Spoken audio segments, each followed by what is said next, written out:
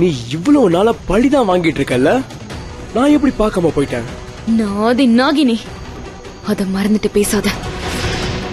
ஒரு அப்பாவியோட உயிரை என்னால பறிக்கவே முடியாது. எல்லா கெட்ட வேலையை செய்யற கழுகு உனக்கு அப்பாவியா? நான் இவனை பத்தி பேசல, நான் வீரவை பத்தி பேசிட்டு இருக்கேன். அதுவும் உனக்கு ரொம்ப நல்லாவே தெரியும். அவனை கொல்றதுக்காக தான் நான் மறுபிறவி எடுத்து வந்தேன். ஆனா இப்ப கதை மாறிடுச்சு, விதி மாறிடுச்சு, வரலாறு மாறிடுச்சு. கடவுளே, திரும்பவும் அதே கதைய சொல்ல ஆரம்பிச்சிட்டியா? சரி, உன்னால வீராவை கொல்ல முடியல, நான் ஒத்துக்கிறேன். மத்தவங்களையும் விட்டு வைக்கிறேன், அவங்களுக்கு ஏன் இரக்கம் காட்டுறேன்? நான் ஒன்னும் இரக்கம் காட்டல. இவங்க எல்லாரும் இப்ப பண்ணிட்டு இருக்க தப்ப பத்தி எனக்கு ரொம்ப நல்லாவே தெரியும். என்னைக்கு எனக்கு அதோட ஆதாரங்கள்லாம் கிடைக்குதோ அன்னைக்கே நாகினி, உனக்கு எதுவும் கிடைக்க போறது இல்ல. இப்போ வீராக்கு கூட உன் ஞாபகம் இல்ல, அதனால வீரா கூட உன்னை காப்பாத்த வரமாட்டா. ஆதி நாகினி, உன் கதை மொத்தமா மாற போகுது. இந்த முறை உன்னோட முடிவு எங்களாலதான். இங்க இருக்கிற எல்லா கழுகுகளும் சேர்ந்து உன்னை கொன்னுடுவாங்க. பாத்தியா, அப்பாவை சாகும்போது கூட உன் எதிர்காலத்தை சொல்றான். போதும், நிறுத்துடா. நீ யாருன்னு எனக்கு தெரியாது, ஆனா உனக்கு கழுகுகளை பத்தி தெரியாது, எங்க சக்தி என்னன்னு தெரியாது.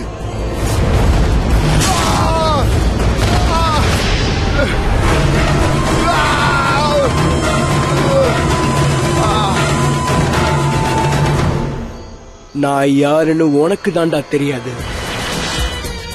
நான் ஆண் தேவதை, உன்னை கொல்ல வந்த தூதன்.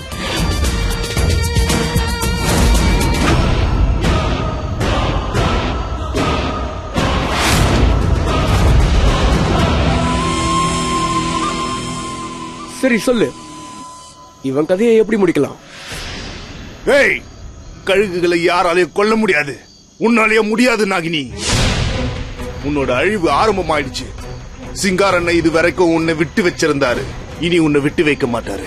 இனி எங்களோட எல்லா கெட்ட வேலைகளையும் ஆரம்பிக்க போறோம். நீ எதுக்கும் ஜாக்கிரதையா இரு.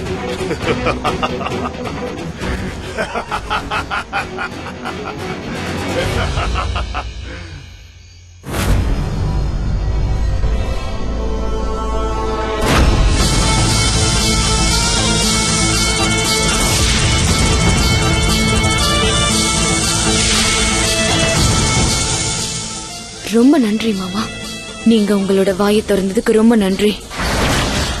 ஏன்னா இனி நான் உங்களுக்கு தண்டனை கொடுக்கறதுக்கு சரியான காரணம் கிடைச்சிருச்சு. போதும், நிறுத்து. நான் என்ன பயந்துருவேன்னு நினைச்சியா?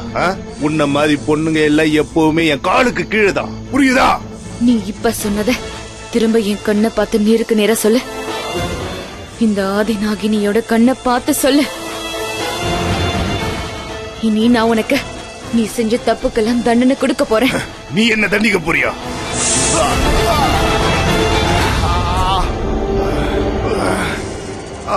இது வரைக்கும் மன்னிப்பே கேட்காத நீ செஞ்ச தப்புக்கெல்லாம் நான் கொடுக்க போற தண்டனை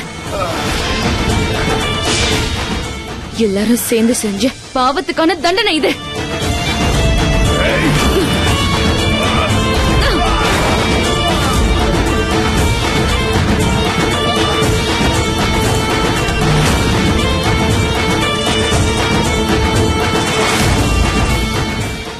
உங்க எல்லாருக்கும் பொருத்தமானது ஒரே தண்டனை தான்.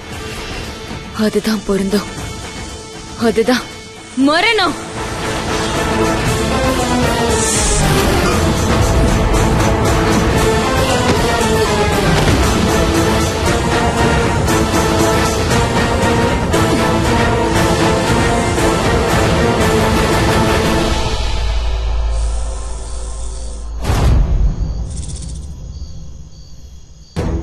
என்ன என்ன நீ செஞ்சதுக்கு நான் கை தட்டணுமா என்ன?